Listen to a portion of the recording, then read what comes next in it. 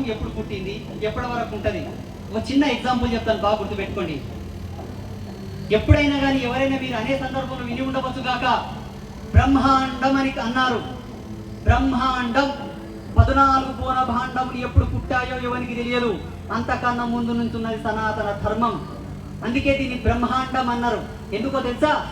ఇప్పుడుండేటటువంటి యువ ధర్మాన్ని అనుసరించి చతుర్ముఖ బ్రహ్మగారు ఈ సృష్టికి అధిపతి. ఆయనతో పుట్టినటువంటి సంతానం కాబట్టే, బ్రహ్మ నుంచి వచ్చింది కాబట్టే బ్రహ్మాండం అని మన వాళ్ళు అన్నారు. విన్నారా లేదు? ఎవరైనా విన్నారా? బ్రహ్మాండం అని అన్నారు. విన్నారా? గట్టిగా చెప్పండి, విన్నారా లేదా? బ్రహ్మాండం అని అన్నారు కాబట్టే మనమంతా బ్రహ్మదేవుని యొక్క సంతతిగా పరిగణింపబడ్డాం.